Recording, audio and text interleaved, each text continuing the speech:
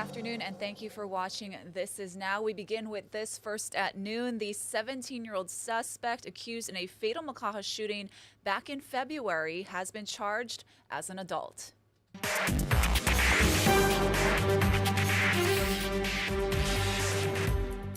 Chanston Pila Kekawa is charged with second-degree murder, terroristic threatening, and other firearms-related charges. Investigators said the teen was with a group hunting on private property at Ohikilolo Ranch when 39-year-old Cranston Pia confronted them about their dogs attacking his cattle. Police say that's when Pila Kekawa shot the cattle rancher and fled the scene. He was later arrested.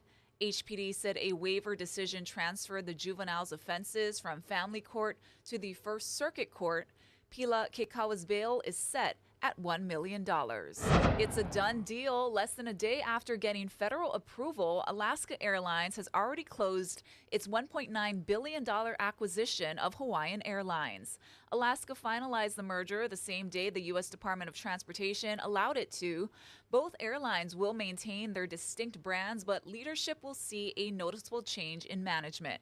And with the partnership, travelers will be able to reach 141 destinations directly, including 29 international markets and over 1,200 destinations globally. Executives say the general plan is to improve the two websites, reservation systems, and rewards programs until they can be easily merged because they are the same. We have more details about the merger and what it means for customers on our website, hawaiinewsnow.com. It's the moment millions of American consumers have been waiting for. The Federal Reserve has announced its first interest rate cut since March 2020. Karen Kefa is in Washington with more details and what's next. The Federal Reserve making a more aggressive move than some had anticipated, cutting its benchmark rate by half a point. And Fed Chair Jerome Powell said this is a sign of a commitment to not get behind. The Federal Reserve is trying to ease pressure on consumers, but also on businesses and keep the job market from slowing too much. The Federal Open Market Committee decided to reduce the degree of policy restraint by lowering our policy interest rate by a half percentage point. A pivotal moment in the Federal Reserve's battle against post-pandemic inflation and for U.S. consumers squeezed by both higher prices and higher interest rates. The Fed starting to peel its key interest rate off of a 23-year high, setting the wheels in motion for consumers to eventually see relief on debt payments from credit cards to auto loans to mortgages. But that relief won't come immediately or quickly as the Fed keeps an eye on inflation and the slowing labor market to guide future decisions. They have to look at this job market and figure out, is this a return to normal or is this a slowdown that we need to be concerned with? And I think those call for two very different policy prescriptions, and that's sort of the tricky balance that they're trying to strike at the moment. Despite the cooling job market, data released Tuesday by the Commerce Department showed consumer spending holding up. Most economists viewing the Fed's September meeting not as an end of an era for interest rates, but the beginning of a new one. And I think everyone agrees right now that, including the Fed officials, that interest rates are going to head much lower because that's ultimately needed to sustain a healthy rate of economic growth. The Federal Reserve hiking interest rates 11 times starting in March 2022. The central bank's last increase was in July 2023.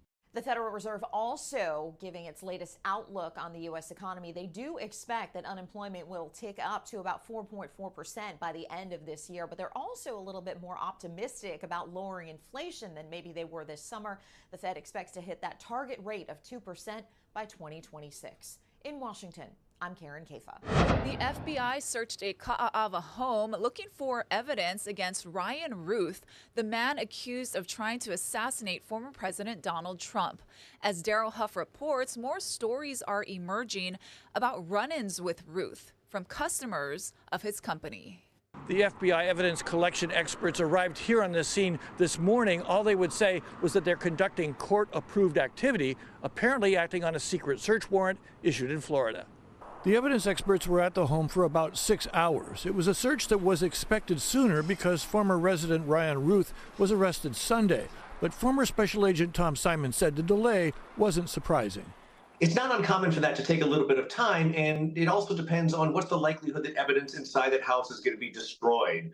And there's probably no one in that house who's going to destroy evidence, including this guy's wife at this point, because she must have a sense of self-preservation herself. Because Ruth is reportedly not confessing he planned to kill Trump, evidence in the house could be crucial. Even if a defendant has not confessed to the FBI, it doesn't mean they haven't confessed to other people or in their written work, such as a manuscript that might be found in the home. So those are the types of things the FBI is going to be searching for in a search warrant of his Hawaii house. So we had to raise it up to... Meanwhile, many in Hawaii are searching their own memories for interactions with the now infamous Ka'ava carpenter who built tiny structures for a living.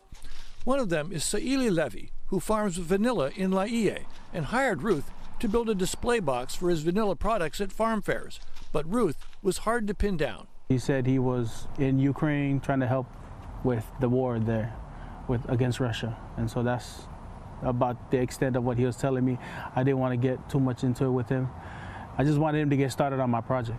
In an angry review, Levy says the project was a mess, and after paying $3,800, he wanted Ruth to fix many defects, which he refused. So you're out $3,800, and he didn't even give you the product? No, yeah. And I don't think you're going to get that money back. Well, at this point, I don't think I'll ever get it back, yeah. What he got back was a perplexing email rant. Ruth wrote, "I spent 5 months in Ukraine last year, and 3 months there this year, and 2 weeks in D.C., and 2 weeks in Taiwan this year, volunteering and trying to supply thousands to Afghan soldiers to help win the war. And I spent thousands of dollars supporting freedom, human rights, and democracy around the world. And I come back to bull such as this," he wrote, closing with, "China and Russia will certainly win at this rate. You disappoint me as a human." Definitely the email kind of had me step back and be like, it's not worth it. Did you take it as a threat? I didn't feel threatened by him. I mean, he's an older gentleman, but looking back at it now with this whole story in light, it's a good thing that maybe I didn't pursue him, because maybe it could have been different. But like I said, you could have been the one that set him off. Possibly, yeah. The story of exactly how volatile may have been found in his Ka'ava house. From Windward, Oahu, Daryl Huff, Hawaiian News Now. Maui police are looking for a shooter who took a man's life in Waikapu. MPD says 42-year-old Sean Lewis of Lahaina was found shot to death inside his vehicle near the intersection of Honoapi'ilani Highway and Waiolu Place just after midnight on Monday.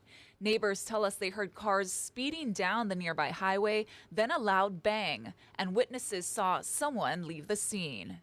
We're all checking to see if the guy was okay. He was already bleeding. He had blood all over him. One of the police officers came up to us and asked if we heard a gunshot. And he said what you guys thought was a laceration on his neck. It's actually a gunshot wound. Police say they are actively investigating what led to the shooting, and they are asking anyone with information to contact the Criminal Investigation Division at 808-244-6425. H&N investigates new developments in the criminal case against Honolulu Police Corporal Isella Jr. Jr. We've confirmed prosecutors have charged Isella with false reporting to law enforcement authorities after he crashed his subsidized vehicle into a motorcyclist. Allison Blair has a story you'll see only on Hawaii News Now. Law enforcement sources tell us Isella Jr. attended a party prior to the crash.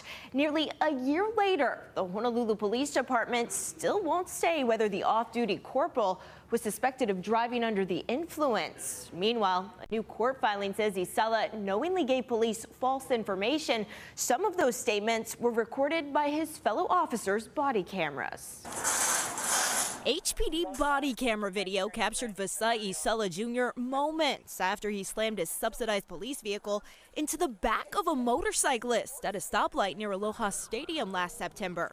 Records show the 62-year-old rider suffered a concussion and serious spinal injury from being dragged down Kamehameha Highway. Investigators eventually determined Isella caused the crash, but that's not what the 18-year veteran told this responding officer. There was a flood. He said that a bus hit his vehicle. I gotta get more info. Did you see the guy take off? Close off access to Cam Highway from 49. Can you tell me, you want to write one statement down? Later. Tell me what happened. Later. According to police records, that was one of at least 3 different stories Isella provided his colleagues about what happened that night. Prosecutors have now charged Isella with false reporting to law enforcement authorities. It's a lie, basically. You're being charged for lying. Retired Maui Traffic Commander Lieutenant William Hankins says although the crime is classified as a misdemeanor, a conviction has the potential to end the corporal's law enforcement career. It creates a big problem if you got to go to court because you're not trustworthy. When you are a law enforcement officer, you're held to a higher standard. You're not allowed to lie. You're supposed to tell the truth. You're supposed to take responsibility for your actions. And that is exactly what the public would expect. And I would hope that that's what HPD's administration would expect from any of their officers. You need a tow? It wasn't until H&N Investigates made this case public that Isella was stripped of his police powers. That was on December 4th. 10 days later, HPD says the corporal went out on injured leave. The department confirms he has yet to return to work. In addition to the criminal investigation into Isella's actions, HPD also launched an internal probe into the responding officers' handling of the incident. Law enforcement sources tell H&N Investigates prior to the crash, Isella attended a party. The crash report shows the corporal was never given a field sobriety test, and the box asking if officers suspected impairment was left blank.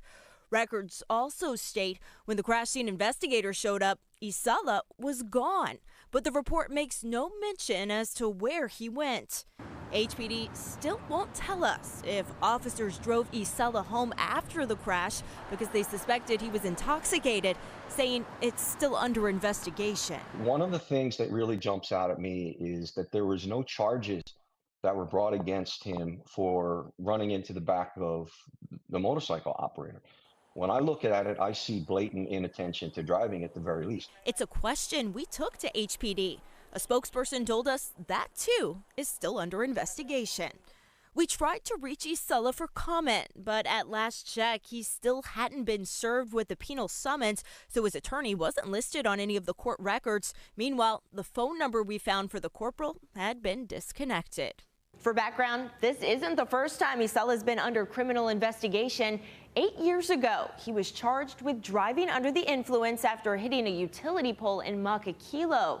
A jury later found Isella not guilty after a relative visiting from American Samoa testified he was the one behind the wheel. Allison Blair, Hawaii News Now.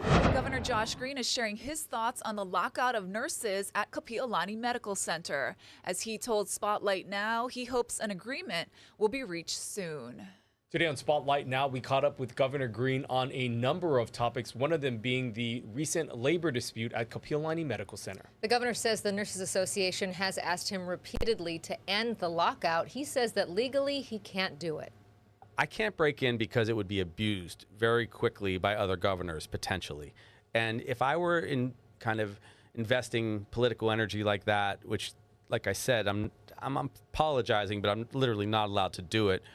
You would see people always playing favorites in different industries. It would be basically what it would do is it would negate the value of negotiations and collective bargaining completely. If any governor could just come and put their finger on the scale, so you just can't do it.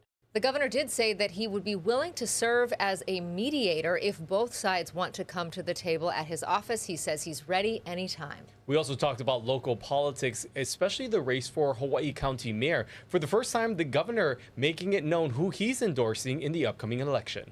I think highly of both of the candidates, but I'm absolutely supportive in this case of Mayor Roth. I've worked closely with him through thick and thin.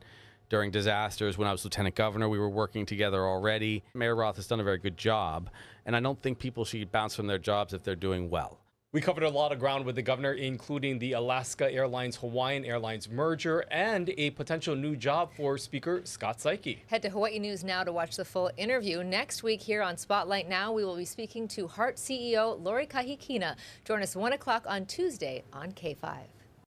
Thanks so much, guys. Well, it's an exciting day for fans of the theater. Broadway in Hawaii announced 3 shows coming to the Blaisdell Concert Hall for its 2025 season, and tickets are on sale now. Let's go live to Dylan Acheta, who is at the Blaisdell with all the details. Hey, Dylan. Hey, Ashley, thank you so much. Yes, the big news is out. Broadway in Hawaii has announced their 2025 season. And let me tell you, the shows that they have lined up are just top-notch shows. We're going to start off in April with Tina. That is the life story of our beloved Tina Turner. And then following that, we will have the production of Six. Now, that is a modern twist on the story of Henry VIII's wives. They have taken a historical timeline and turned that into something modern and relevant to the era that we live in today. And then following that, in December of next year, we have the second longest Broadway musical, Chicago. So everyone is so excited to hear these three plays are coming to town. And earlier today, they had a ceremony to officially announce the 2025 season lineup. And while theater is great and fun, there is also some economic impacts. And on hand to talk about that was Mayor Rick Blangiardi, along with Bruce Graniff of Magic Space Entertainment. Here's some of what they said. This is about as good as it gets from a theatrical standpoint, because so many of the people that we know who really benefit from past history, they're able to see these plays, who don't have the wherewithal necessarily to travel to go see them in other great cities in the world. When we can bring them here, right here to Honolulu, and have the all-star cast that we have and do this, it's just so good for our community. These shows not only entertain and inspire, they also have a considerable economic impact. Phantom of the Opera 2019 had an economic impact of estimated at $15 million. Thanks to our season ticket holders, we were able to support theater programs in 25 different local schools. Now, we also spoke with Kevin McCollum because he has a very special tie to the musical production of Six. He is a Punahou graduate, he is a Punahou alumnus, and he is actually one of the producers on the musical Six. Six is one of the newer shows. Not a lot of people knew about it, but let me tell you, once you listen to the music from Six, you definitely will love to listen to it on repeat. And Kevin said something absolutely striking. You know, he said he grew up here in Hawaii, and it was a community that embraced storytelling, it embraced the arts, and that helped propel him into the career he has on Broadway. So he's so excited to come back home to share with us the story of Six, and overall, again, the 2025 season of Tina, Six, and Chicago. We're also excited for it. Season tickets are on sale now, and they start at $200. And while that may sound steep, organizers said that that is the price of one show on Broadway in New York. So either way, you're getting a good deal here at the Blaisdell. Ash? All right, Dylan, thank you so much. What a lineup. All right, let's talking about tickets. Those shows, they are 3 shows, so the season pass does cover all 3 shows. All right, let's take a live look outside now at Hilo on the Big Island, where there's a historic convention happening. We're going to have more on that after this quick break.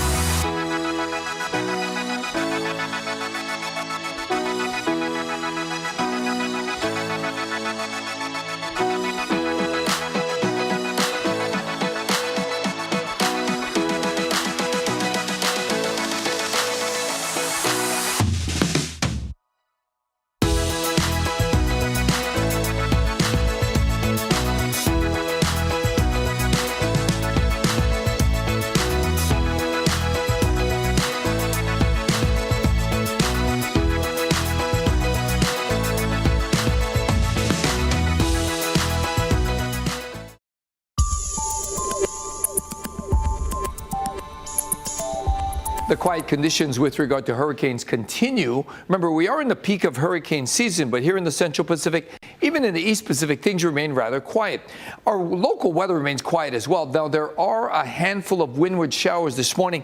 Really not much rain when you add it all up, and leeward sides will remain mostly dry.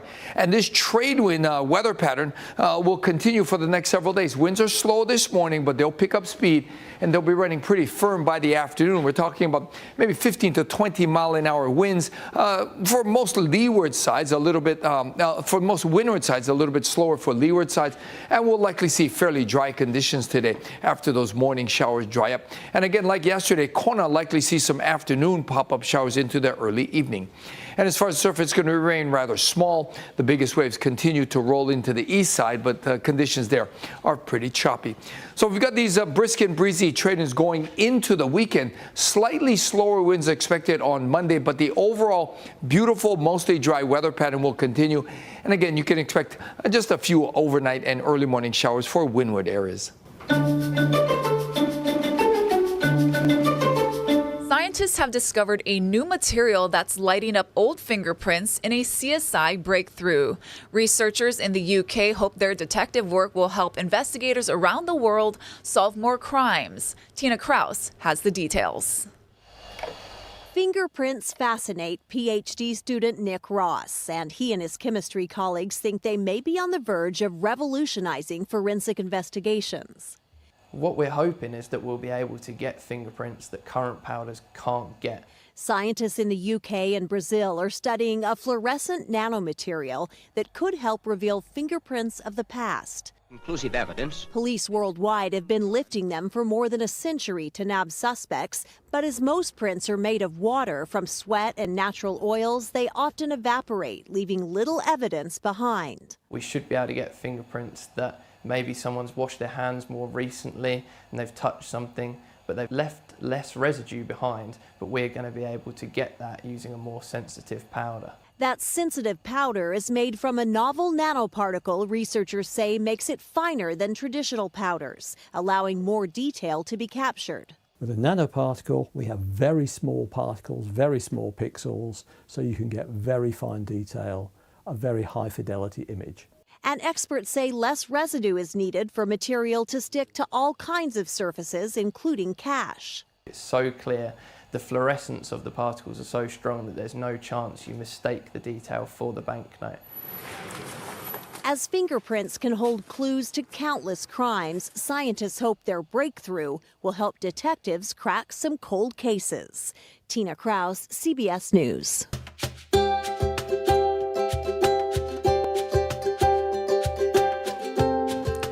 The 2024 Native Hawaiian Convention is entering its second day, and there's still so much to look forward to after a big day of opening events at the historic conference on Hawaii Island. Lacey Denise is in Waikoloa.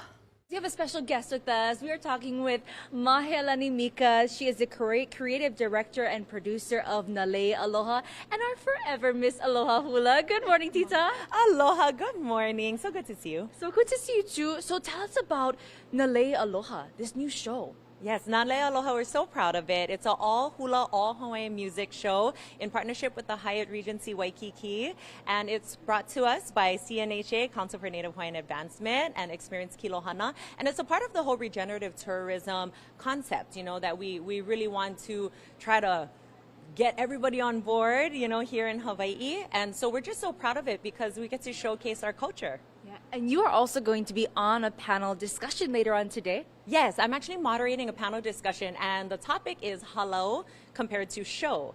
And it's a great panel. We have a great section of panelists. We have Kumuhula Keli Iraishel, Kumuhula Kori Pueopata, Nani Lem Yap, Kumuhina, and we're going to be discussing that because we have a plethora of both here in Hawaii. Of course, we have our halau, and then we do have a lot of production shows here, and kind of what is that difference? Are there any similarities at all? And maybe how can we bridge the gap between the two and get all of their ike and mana'o on that? And you brought some special friends with us this morning, if you want to introduce them. Yes, this is my beautiful cast. Weeha. So talented of musicians and dancers of Nalani Aloha. And we're going to share a mele with you.